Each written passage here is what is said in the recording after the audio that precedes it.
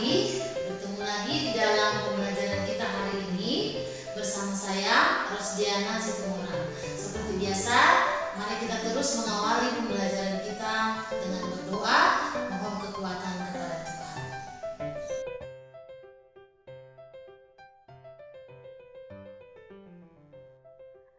Sistem reproduksi pada tumbuhan. Di lanjutan dari pembelajaran kita sebelumnya, reproduksi vegetatif pada tumbuhan, sekarang kita lihat reproduksi generatif pada tumbuhan berbiji.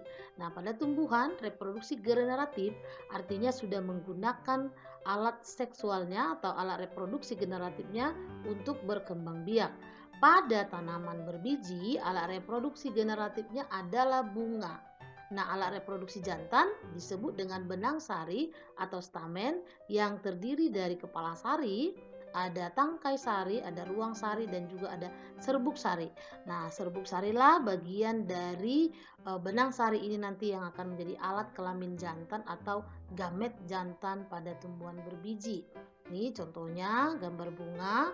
Lalu kemudian yang berikutnya adalah alat kelamin betina yang disebut dengan putik. Nah, putik ini tersusun dari tangkai putik, kemudian ada kepala putik, ada bakal buah atau ovarium untuk memproduksi ovum, kemudian ada sel telur itu sendiri atau ovum yang terdapat pada bakal biji. Jadi, kalau alat kelamin jantan namanya benang sari dan alat kelamin betina namanya adalah putik. Nah, ini dia struktur bunga. Kalau kita lihat ya, pada bunga lengkap, ini bunga lengkap, ada mahkotanya, kemudian ada di sini yang disebut dengan kepala putik. Ini kepala putik, lalu di bawahnya ini ya ada bakal biji, lalu ini ada serbuk sari, kepala sari, di dalamnya ada serbuk sari. Ketika nanti serbuk sari jatuh di kepala putik, lalu akan masuk menuju bakal biji untuk membuahi ovum di sini ya. Jadi ini dia struktur bunga yang lengkap. Sama masih dari struktur bunga, bagian-bagian bunga ada bakal buah, tangkai putih, kepala sari, tangkai sari, bakal biji, daun kelopak, dan tangkai bunga. Nah, sekarang kita lihat bagaimana pembentukan sel kelamin jantan dan betina. Jadi dikatakan pembentukan sel kelamin jantan dan betina, berarti ada pembentukan khusus sel kelamin jantan, ada pembentukan khusus sel kelamin betina. Nah, sel kelamin jantan berada di dalam ruang sari. Apa yang terjadi? Yang pertama adalah terdapat sel induk mikrospora. Jadi, pada sel kelamin jantan, sel induknya disebut mikrospora. Lalu kemudian mikrospora ini membelah secara meiosis menghasilkan 4 sel mikrospora. Lalu kemudian membelah secara mitosis sehingga dihasilkan 2 inti, yaitu namanya inti generatif dan inti vegetatif. Vegetatif nanti akan berperan untuk membuka jalan, sedangkan generatiflah yang membuahi sel telur. Lalu kemudian bunga akan bertumbuh menjadi dewasa, kemudian ruang sarinya pecah, lalu serbuk sari siap untuk jatuh di atas kepala putik. Nah, ini kita lihat dari gambar ini apa yang dijelaskan tadi. Jadi kalau misalnya ini adalah kepala sari, di dalamnya adalah mikrospora, sel induk mikrospora.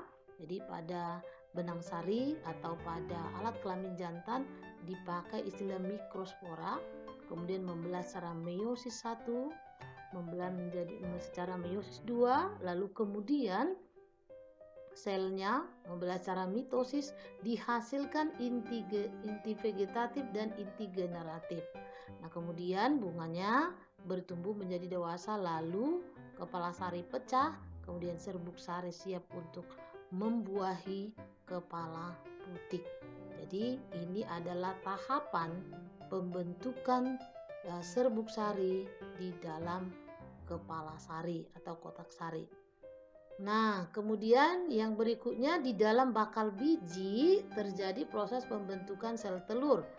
Prosesnya itu terdapat sel induk megaspora. Jadi pada bakal biji digunakan istilah megaspora yang diploid. Kemudian megaspora bermeiosis menghasilkan 4 sel yang haploid. 1 dari megasporanya akan hidup, jadi 3 akan mati. Kemudian megaspora mengalami 3 kali mitosis. Jadi 1 kali menjadi 2, 2 menjadi 4, 4 menjadi 8 inti. Lalu kemudian 6 inti akan berkembang menjadi 6 sel yang haploid, nanti 3 menuju kutub, kemudian 3 lagi menuju mikrofil. Lalu kemudian 2 inti lainnya bergerak di bagian tengah. Nah, penjelasan ini akan lebih sederhana kalau kita lihat menggunakan gambar berikut ini. Jadi kalau misalnya ini di dalam bakal biji ya, ini kita lihat secara detail lagi, ini dia. Lalu di dalam bakal biji ini ya sudah terdapat sel induk megaspora. Lalu kemudian membelah secara meiosis sehingga dihasilkan 4. Jadi meiosis 1, meiosis 2 dihasilkanlah 4 sel inti megaspora. Lalu kemudian 3 megasporanya ini akan mati dan 1 akan berkembang, 1 megasporanya yang berkembang. Nah, dari 1 megaspora berkembang membelah secara mitosis 1, mitosis 2, mitosis 3 sehingga dihasilkan 8 inti sel ya, 8 inti sel. 8 inti sel ini nanti 3 inti ini dia akan menuju antipoda, kemudian 3 inti lagi ini akan menuju mikrofil, lalu 2 inti ada di tengah. Nah, yang di arah mikrofil inilah di bagian tengah atau inti yang ada di tengah yang disebut dengan sel telur. Sedangkan 2 sel yang mengapitnya disebut sinergit. Nah, inilah nanti yang dibuahi sel telur. Lalu ini akan menjadi cadangan makanan setelah dibuahi pada pembuahan ganda. Jadi, ini adalah pembentukan gametofit ya pada bakal biji atau pada putik atau sel kelamin betina pada bunga. Nah, sekarang kita lihat bagaimana proses penyerbukan pada tumbuhan biji. Jadi, penyerbukan itu adalah peristiwa jatuhnya atau menempelnya serbuk sari di atas kepala putik. Jadi, kalau serbuk sari sudah dewasa, kemudian putik sudah dewasa, lalu serbuk sari jatuh di kepala putik, namanya adalah penyerbukan. Nah, berdasarkan asal serbuk sari, ada beberapa macam penyerbukan. Ada namanya penyerbukan sendiri, penyerbukan tetangga, lalu kemudian penyerbukan silang, dan yang keempat itu adalah penyerbukan bastar. Jadi intinya, kalau penyerbukan sendiri itu serbuk sari dan juga putik berada di bunga yang sama. Kalau tetangga ya, serbuk sari dan bunga dan putik berada di bunga yang berbeda tetapi satu tumbuhan. Jadi bunganya berbeda tetapi masih satu tumbuhan. Kemudian kalau silang, serbuk sari dan putik itu berada di bunga yang berbeda, tumbuhan yang berbeda tetapi masih satu jenis. Sedangkan kalau bastar itu sudah berasal, putik dan serbuk sari itu sudah berasal dari tumbuhan lain yang juga tidak sejenis. Jadi sendiri satu bunga, kalau tetangga beda bunga satu tanaman, kalau silang beda bunga beda tanaman satu jenis ya. Kemudian kalau bastar sudah beda tanaman dan beda jenis tanamannya. Itu namanya penyerbukan bastar. Pembuahan pada tumbuhan berbiji.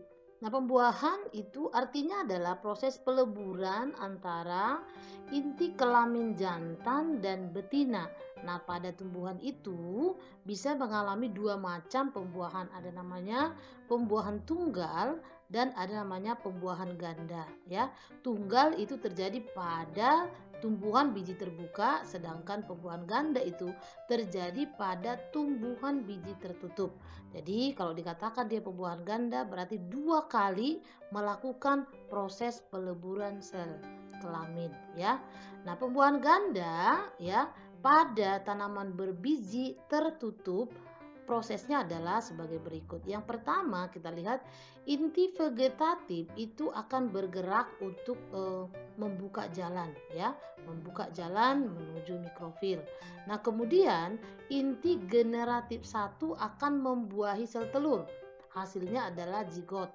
Oke, jadi generatif 1 yang membuahi, kalau vegetatif tidak membuahi ya. Generatif 1 membuahi sel telur, hasilnya adalah zigot.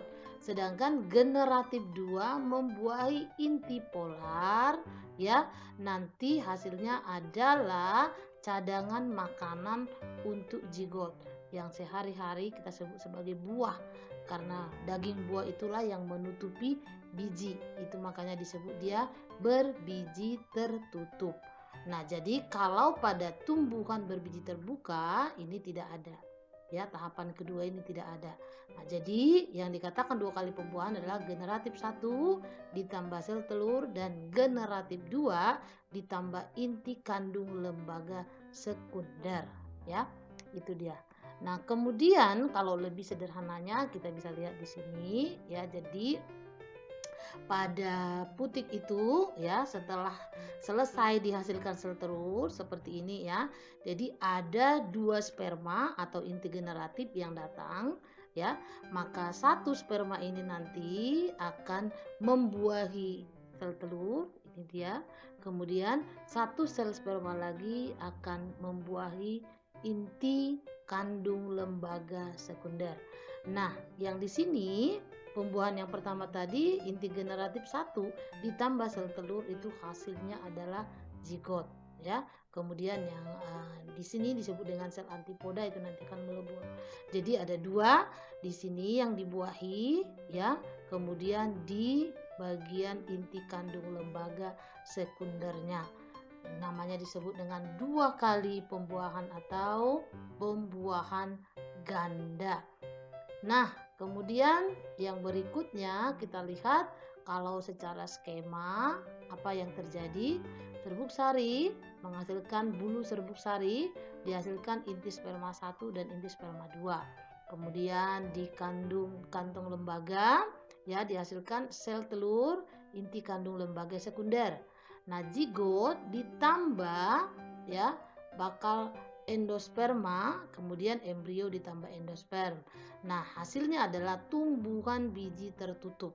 Tumbuhan biji tertutup akan berbunga, bunga akan menghasilkan namanya benang sari untuk jantan, kemudian putik untuk betina. Beginilah siklusnya terus terjadi. Maka disebut bagan daur hidup tumbuhan berbiji tertutup. Ya, jadi ini daerah pada sel kelamin jantan, sel kelamin betina, kemudian terjadi pembuahan, hasilnya kembali menghasilkan tumbuhan berbiji tertutup. Oke, bagaimana perkembangan biji? Nah, biji itu ada 2 macam, ada namanya biji dikotil, kemudian ada biji monokotil. Jadi dikotil atau monokotil dilihat dari kotiledonnya. Ini ada kotiledon pada dikotil, kemudian ada kotiledon pada monokotil, hanya ada 1 ya. Ini ada 2. Jadi perbedaannya kalau dikotil memiliki 2 kotiledon, sedangkan pada monokotil memiliki 1 kotiledon. Nah, sekarang kita lihat bagaimana proses pertumbuhan itu terjadi.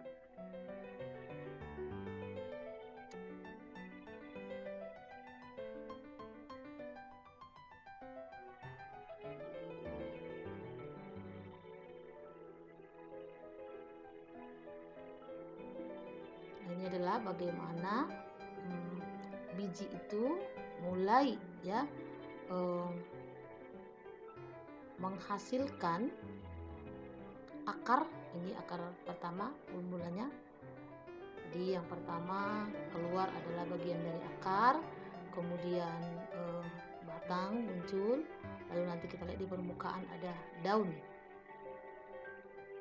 Jadi ini contoh perkecambahan pada biji. Dan ini adalah hipogeal. Nanti kita lihat perbedaannya hipogeal dengan epigeal.